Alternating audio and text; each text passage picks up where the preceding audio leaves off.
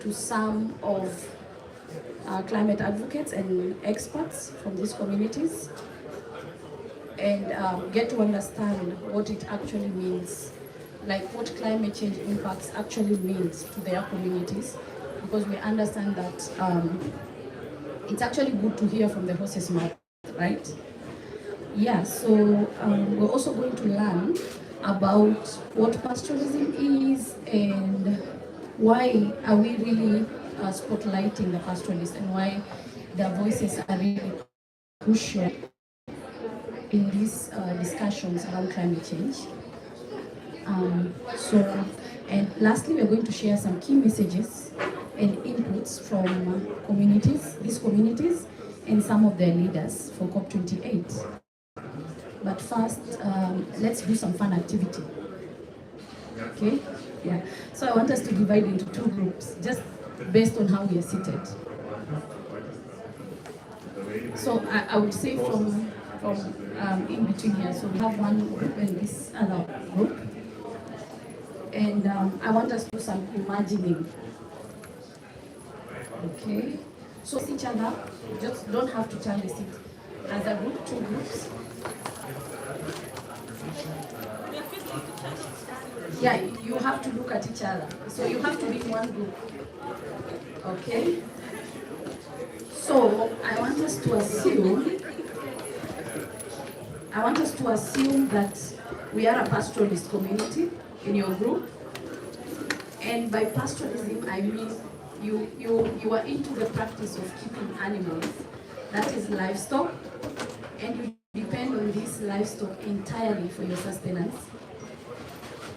And you are a family consisting of a father and mothers, of course, polygamous families. And you have daughters and sons, and you're facing a drought season. Are we together? Are we all together? Yes. So you're facing a drought season, and it's getting harder by the day. Some of your children are in school and depend on the livestock for their school fees. Your family depends on the livestock for food, clothing, and medication. And out of the 30 cattle your family has, you've lost 25 already. So you're remaining with 5. And the government has already issued a warning about the season, saying that it might be prolonged. And no one in the household is educated enough to secure a formal job that is averagely paying to sustain your family, as you all concentrated on this practice that was passed from your ancestors. Pasture is unavailable, water is scarce, and there's a cosmopolitan city center 100 kilometers from your village where you can search for informal jobs, and a country nearby that has not been hit by the same drought, probably a 500 kilometers journey to the border, and you have no vehicles. So if you are to move to the other country, you have to walk. And you also have daughters of around years 10 to 13 who could save you from the devastation of the droughts if you gave them away in exchange for dowry or pasture. So you have several options, and I want you to make the decision as a family. What options will you go for? And you have 4 options. One is to stay in the village and see your remaining livestock being wiped out and your family suffering. The other option is to migrate to the nearby country with the risk of breaching the border. Of course, you don't have any necessary permits to cross over to the other country. And you also risk conflict with the other communities in the other village over natural resources. And for you to go to the other country, you will endure a long, treacherous journey, and you will risk death due to heat stroke. You will also risk family separation for long periods. The other option is to give out your daughters in marriage in exchange for animals or pasture. So, and the last option is to migrate to the nearby city in search of informal, low-paying jobs. So I just want to get a feel of what you will make, what decision you'll make as a family in your groups. Do you need more clarification?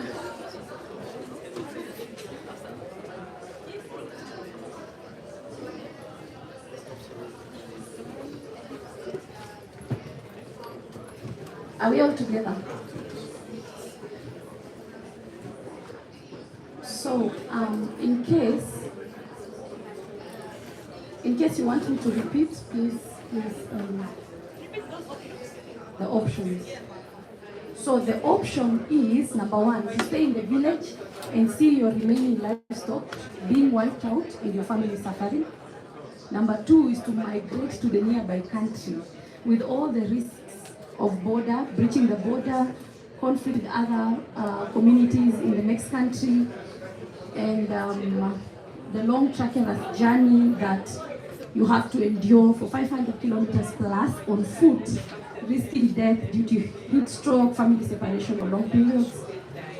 Number three is to give out your daughters in marriage so that you get the, in exchange, get the cattle, get the pasture, or you migrate to the nearby city in search for informal low-paying jobs. So I just want to know, what decision we make in our households, and to get a general feel of what you think this could be. So I'm going to hand out the mic to one person in each group. So you can choose a representative from your household to answer this for us.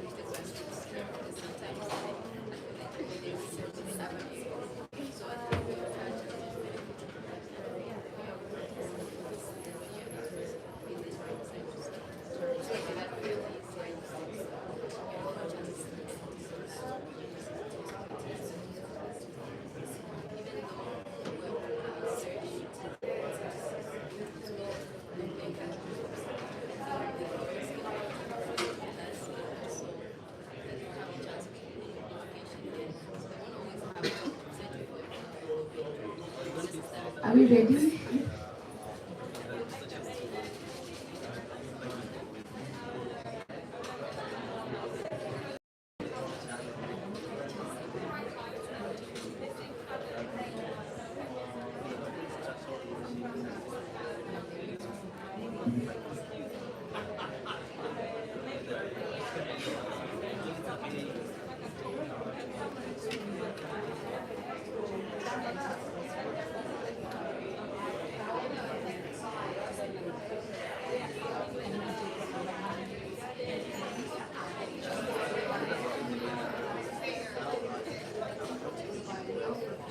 So,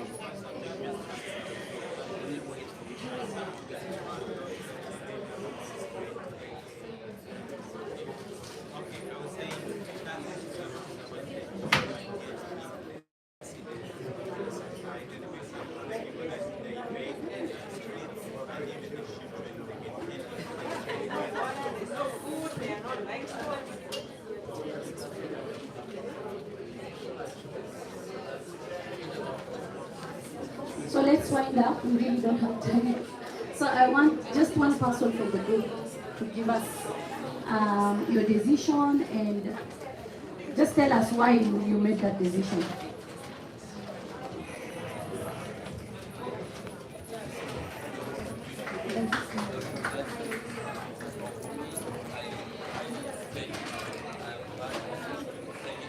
Are you done? Are you done? Somebody. She's a speaker.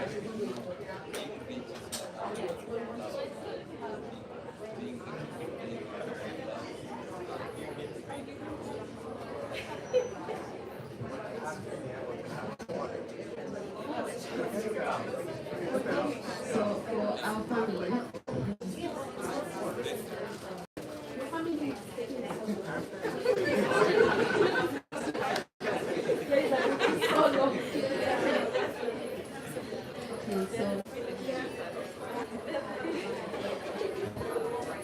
so from this family, we decided to move our family to the city, not to the neighboring rural area. And our reasons for that are that, first of all, I think we have better chances of accessing external aid when we're in the city. Because the few times that the financial aid reaches the target people in the rural areas of developing countries, it usually ends not really in the remote areas of the communities. So I think moving to the city would increase our chances of benefiting from that kind of aid. And the second reason is that because the family are pastoralists, they already have some experience in that field, they can find some similar activities to any livelihood in the city that they could engage in. And thirdly, the children might have better access to quality education because we're moved to the city, and they have better chances of getting formal jobs in the future, so it won't always be like that for the family. And yes, advantage is very much appreciated. And we talk about them ending up in the street, we getting in the city, which we know is not always that safe. The crime as well, and the rate of crimes are higher in cities than in rural areas. But I think when the options moving to the city would be the most ideal in this situation. Yeah.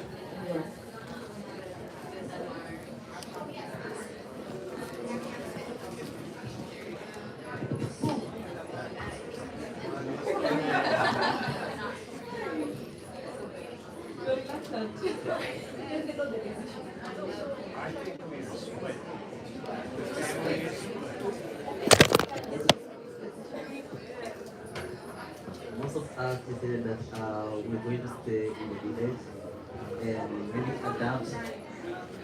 Yeah. The split side. The mothers. And me. Yes. The mothers and me. The mothers. So the mothers in him decided, right, we're going to go to the urban centers despite maybe you're not assured of a job, but you have to take a risk. Because at the end of the day, you don't have resources, you don't have water, you don't have food.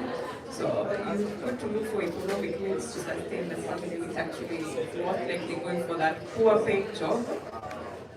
Or maybe taking a risk because you can't cross over the border. You know the risk in the borders. You can even. Yeah, so the purpose of this exercise was to just show us that it's actually not easy for the people to decide, and that's what a lot of pastoral communities are undergoing because like the first family decided they'll be moving to the city. It's really a bigger risk because from what I shared, most of the communities don't have educated people. So moving to the cities does not guarantee you a well-paying job. So you might end up there, and also a lot of cultural values are shared as these communities move to these cities because you find them adapting to, they are forced to adapt to others of lives, and they continuously shed off their cultural practices, and they are taken advantage of because of that form of cheap labor that they provide in the cities. So we can all see that it's really not an easy thing for such a community based on their background to actually make such a decision. So I'll just speak briefly about this session, or rather just do some background setting. before we move to the panel, we'll try and keep it very short. So basically, we're trying to look at SASALs of Kenya and talk about how the pastoral communities are facing the disproportionate brunt of climate change. Of course, in a twofold worse drought and flood situation in a sequential occurrence, and it's getting worse by the years. So we're asking ourselves, who is coming to save us? Considering the fact that also in terms of inclusion, our voices are really lacking, and we don't see if we're actually very much represented in decision-making spaces. So can we, I'll pass this to the moderator now that she's here. So Aida, you're welcome.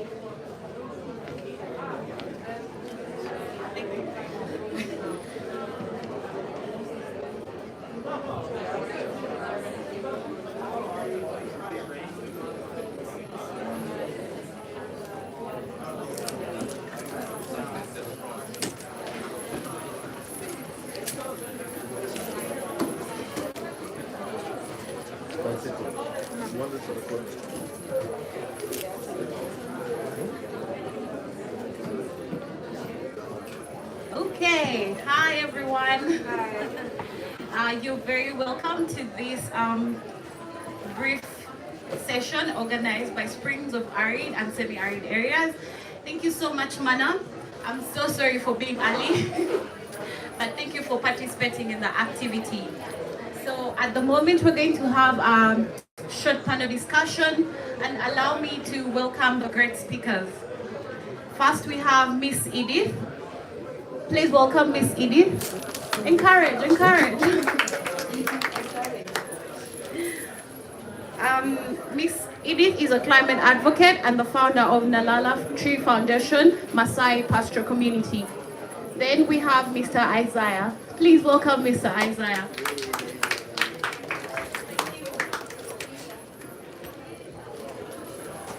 Mr. Isaiah is a climate advocate and Maasai Pastoral, and he is from the Maasai Pastoral Community. Then let's welcome Basra. Basra is the Director of Environment, Mandera County and Somali Pastoral Community. Wow, I have to say that the panelists really look great. Don't you agree? Okay, so first I'll give the panelists a chance to introduce themselves. You notice that I only used their first names. I didn't want to murder their surnames. So I'm going to give them a chance to speak to you so you can hear their wonderful voices, and then we can get into the questions.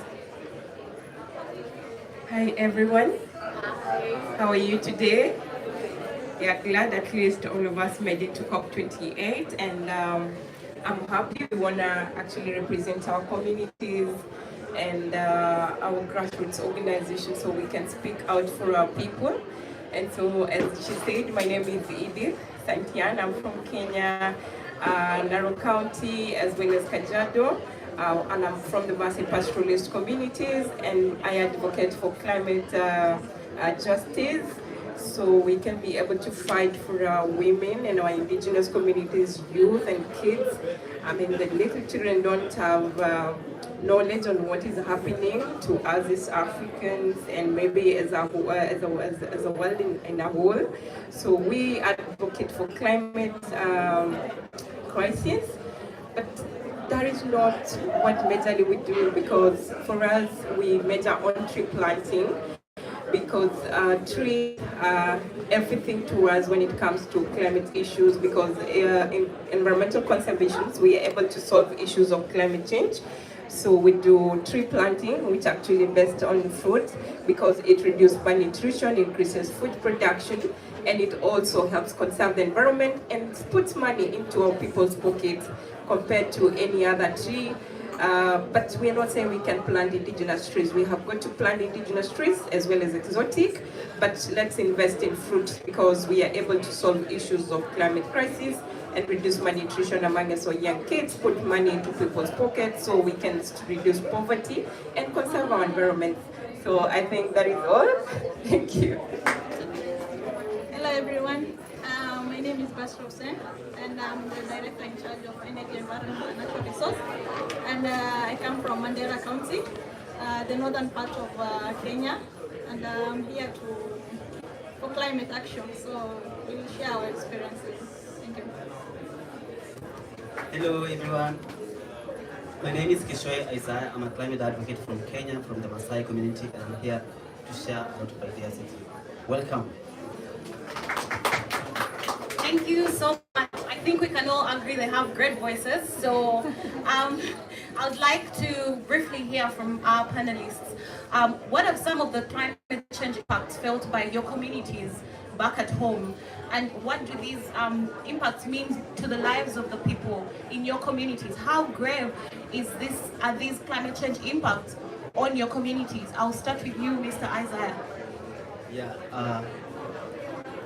Coming from the Maasai community, being known as the pastoralists community, at the same time they are on the front line of the climate crisis. And they have a lot of challenges on cutting health, education, gender, security, and many other forms.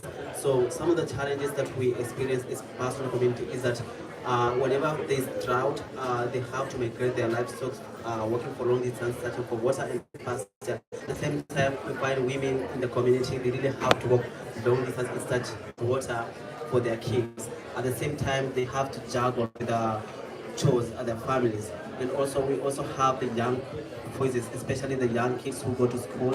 They really have to walk long distance in search of also the education itself, and they really have a lot of challenges in cutting across food and also water.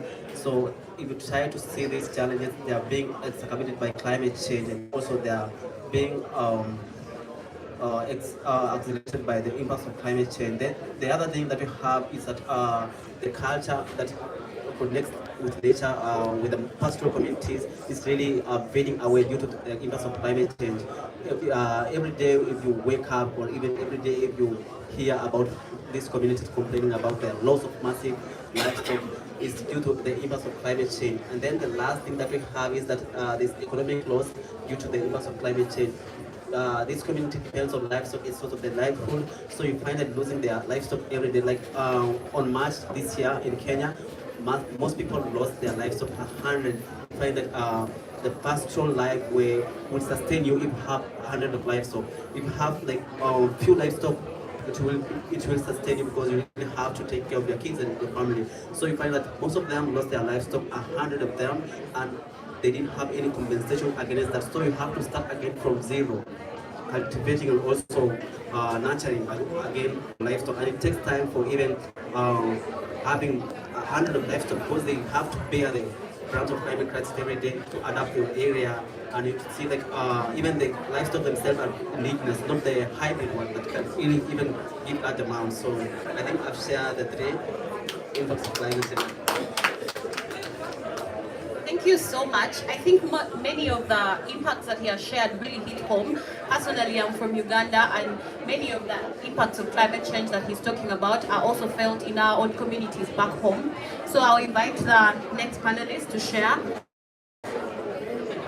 Hello guys, as my colleague has talked about the drought, and I really wanted to focus on women, the impact of climate change on women. I'm here to talk on behalf of the pastoralist women. Anything on back then in our country, we live in the northern part of the country, which basically is arid and semi-arid area. So for us, it's a game changer. The impact of climate change is felt hard compared to other parts of the country. For example, we can clearly see that there's shift in gender roles. Yeah, the task that was once assigned for men, it's now we see that women are taking over to go and do those shifts. For example, women are going out there do herding. They walk for long distances to search for water, to search for food, and at the end of the day, they end up being exposed to risk of sexual assault, the risk of gender violence, because the moment they come back home, their husband are expecting them to prepare the meals and everything. But they can't afford to do that because it's a lot of work for the women. You can see also the issues of early child marriages, because our girls, they have to be exchanged for cattle for the family to survive. So basically, those are the kinds. Okay, the other thing is the health issue. You will find that most of our girls and the women, it's so difficult for them to maintain, the menstrual cycle hygiene. It's so difficult for them because they don't have water, they lack water, they lack the menstrual hygiene because of the impact of climate change. So for us back there, it's a bit difficult for the pastoralists. Yeah. Thank you so much for sharing. Let's hear from our last panelist on what these impacts of climate change means to the people in her community and how grave these impacts are. So let's briefly hear from you. What I can say is that when all these impacts happen to our people, our kids drop out of school because the education sector is threatened because the resources to educate the kids are not available. And I can just give you, like, over the year 2021 to 2023, we've lost over 4.5 million livestock. So you can imagine what the pastoralist communities are going through. And the other thing that is threatened is the economic. People don't have a way to sustain their livelihoods. So you find at the end of the day, a lot of issues arise, not only to the women, but domestic violence increases because of strained resources, and people are trying to scramble for the little that you have. And what I can also say is that even environmental conservation is threatened because you cannot, even for the climate people who like maybe to invest or maybe do projects without water availability, things like tree planting, you cannot invest in them. Agricultural sector, like plants, you cannot do anything to make the land productive. And the other thing is that jobs, of course, jobs are not guaranteed at this particular time because, we depend on livestock at most points. So malnutrition cases also, let me speak about it, because kids hardly even access a meal a day. So you can imagine a lot of kids are born with and then they cope up with the malnutrition issues. And that's why we really welcome partnership for these tree planting activities, especially for fruits. And the other thing that I can say is that tribal, maybe sub-clans wars arises because of the scramble for the little pastures that are remaining. And of course, yes, our girls are exchanged for pastures. Can you imagine? The young girls are exchanged for greener pastures. It's either you give out your girl for dowry, that is in exchange of livestock, or you give out your girl for exchange of grasses, so your animals can access the grazing lands. So it's a threat to us because the girls will drop out of school, they will have early pregnancies, they will, everything will just go haywire and we will not be stable enough as a community. And yes, we cause a lot of less damage. We don't cause any emissions. We are the only community that coexists. The pastoralist communities really coexist peacefully with the wildlife. We still entertain, and our cultures are eroded because once you start moving from one place to another, the cultures are eroded, and so issues to do with even tourism, attraction, and everything, which actually is an economic ways of actually generating income, doesn't happen within our communities. Thank you. Thank you so much for the inspiring messages. Thank you for sharing your stories.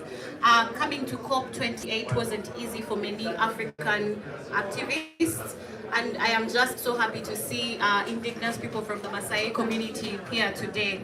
So after sharing your stories, I just want you to briefly share with our audience, what are your hopes for this COP? What do you hope will come out?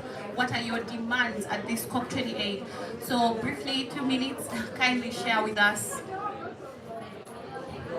With COP28, we want our voices to be heard through giving us rooms for policy making and negotiations, because the pastoralist communities have been ignored for a longer period of time, because you find that people with bigger names, bigger education titles are given a chance, but the pastoralist communities that are still coexisting harmoniously with the wildlife and entertaining a good ecosystem endurance are the ones that are not being given a chance, and yet they have indigenous knowledge on how to conserve the environment, because our cultures are very much good and excellent for environmental conservation. And so I guess it's about time that the pastoralists and the indigenous communities should be given an accessibility so they can also participate in policy making and negotiations. So I don't want to mention more, let me give the rest to the team so they can also contribute. Representing pastoralist community and the lady from the northern part of Kenya, I'm here to advocate for climate action, gender representation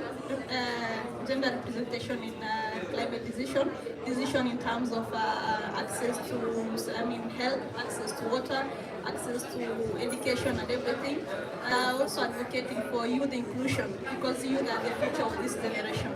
That's my hope for this 28. Yeah.